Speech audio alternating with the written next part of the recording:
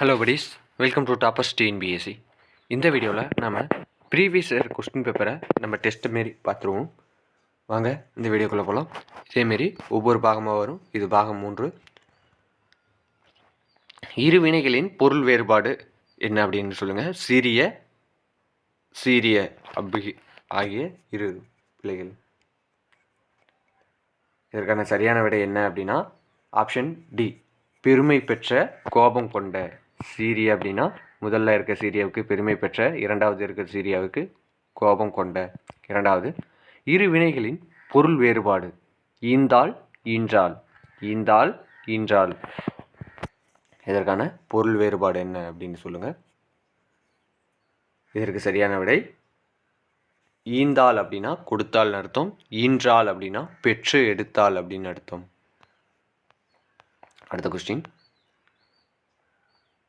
பொழிகின்ற இரண்டிற்கும் வேறுபாடு என்ன? பொழிகின்ற. இதற்கு சரியான விடை பொழிகின்ற என்றால் தருகின்ற, பொழிகின்ற என்றால் சிறந்து விளங்குகின்ற. நான்காவது, சொற்களை ஒழுங்குபடுத்தி சொற்றொடராக்குதல். வென்றதை பரணி பகைவரை ஆகும் பாடும் இலக்கியம். இதற்கு சரியான விடை என்ன? இதற்கு சரியான விடை ஆப்ஷன் பி, பகைவரை வென்றதை பாடும் இலக்கியம் பரணி ஆகும். ஐந்தாவது பாருங்க, சொற்களை ஒழுங்குபடுத்தி சொற்றொடர் ஆக்குதல். சொற்களை ஒழுங்குபடுத்தி சொற்றொடர் ஆக்குதல். இதற்கு என்ன வரும்? இதற்கு சரியான விடை ஆப்ஷன் டி, உயிரெழுத்து பிறக்கும் இடம் கழுத்து. உயிரெழுத்து பிறக்கும் இடம் கழுத்து. அகரவரிசைப்படி சொற்களை சீர் செய்தல். அல்லல் பலனத்து அறக்காம்பல் வாயவில. இது எப்படி எழுதணும்? இதற்கு சரியான விடை ஆப்ஷன் சி. இதில் அகரவரிசை தான் கேட்டிருக்காங்க, ஞாபகம் வச்சுங்க, அகரவரிசை. இதற்கு சரியான விடை அரைக்காம்பல் அல்லல் பலனத்து வாயவில. அடுத்தது, அகரவரிசைப்படி தான் சொற்களை சீர் செய்க. இதற்கு சரியான விடை என்ன அப்படிங்கிறத பார்க்கலாம். இதற்கு சரியான விடை ஆப்ஷன் டி, ஓசுனர் ஓவியர் காருகர் சிற்பி பாசவர். அகரவரிசைப்படி சொற்களை சீர் செய்து எழுதுக. இதற்கு சரியான விடை என்ன அப்படின்னு பார்த்தோம்னா ஆப்ஷன் ஏ, ஈதல் ஊக்கம் ஏது அவ்வை என்பது. அடுத்த கொஸ்டின், வேர் சொல்லை கொடுத்து வினையாளினின் பெயர் உருவாக்கல். ஒருத்தல் அப்படிங்கிறதுக்கு வினையாளினின் பெயர் என்ன? ஒருத்தல் அப்படின்னா இதற்கு சரியான விடை ஒருத்தார். ஆப்ஷன் டியில் இருக்கு. அடுத்தது, மலை. இதோட வேர் சொல்லின் வினையச்சம் மலைந்து. அடுத்தது, வேர் சொல்லுக்குரிய தொழில் பெயர் கொடுத்துருக்காங்க. கொடு அப்படின்னா கொடுத்தல். Option C. அடுத்தது, வந்தனன். வேர்ச்சொல் என்ன அப்படின்னா வேர்ச்சொல் கேட்டாங்கன்னாவே நீங்கள் ஒன்று ஈஸியாக ஞாபகம் வச்சுங்க.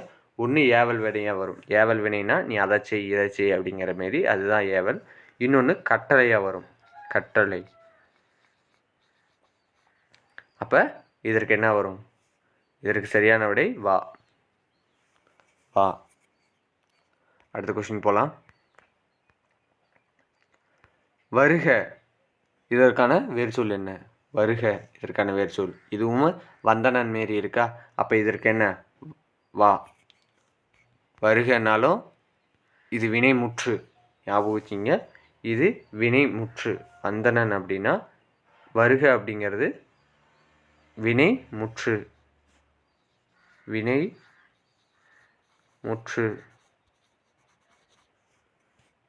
இதுவே 12வது கொஸ்டின் பாருங்கள். இது வேர்ச்சொல் தான் கேட்டிருக்காங்க. இது வேற. வந்து அப்படின்னா வினை எச்சம்.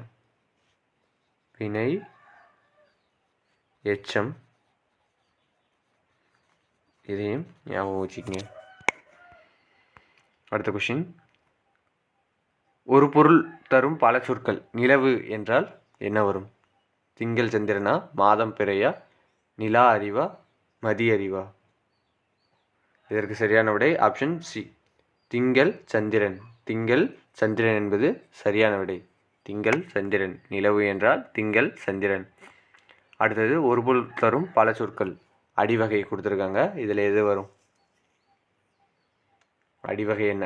இதற்கு சரியான விடை ஆப்ஷன் ஏ, தாள் தண்டு கோல். இது அடிவகை.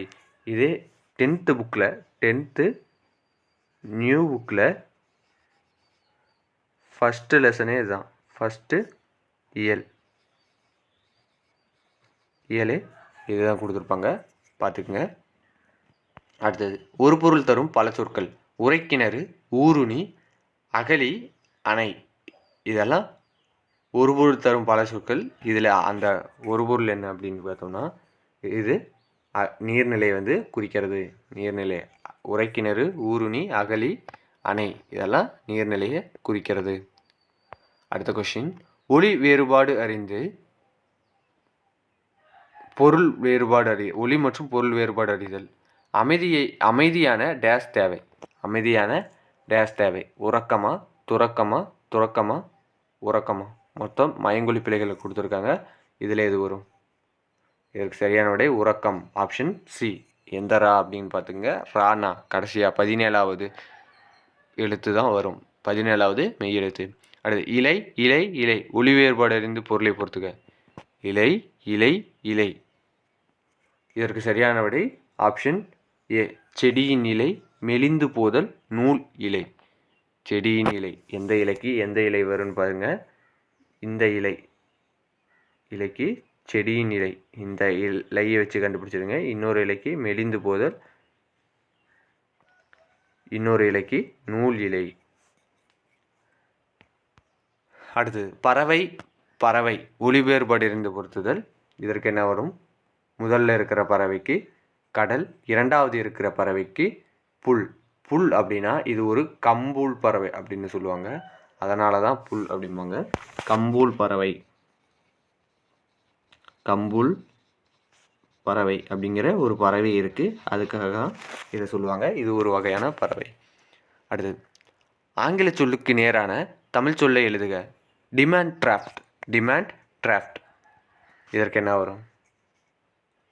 இதற்கு சரியான விடை வரைவு ஓலை.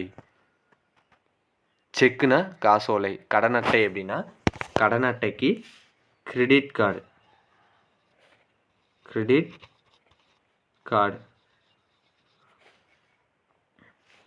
இதுவே டெபிட் கார்டுக்கு என்ன வரும்?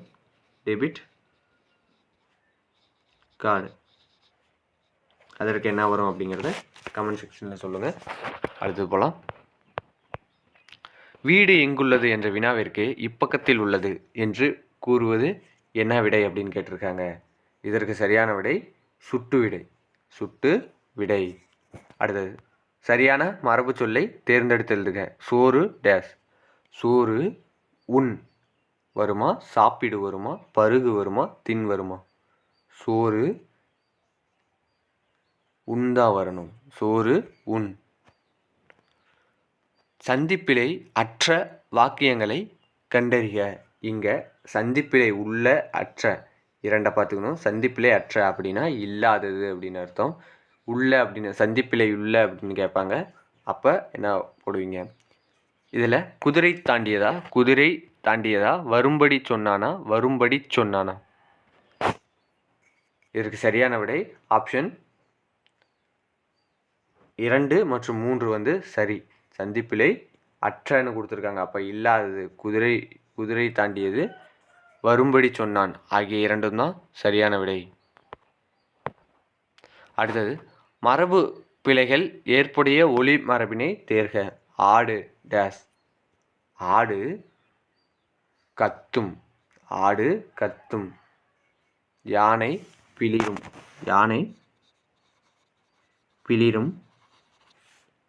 பசு கதரும். சிங்கம் முழங்கும். புலி உருமும்.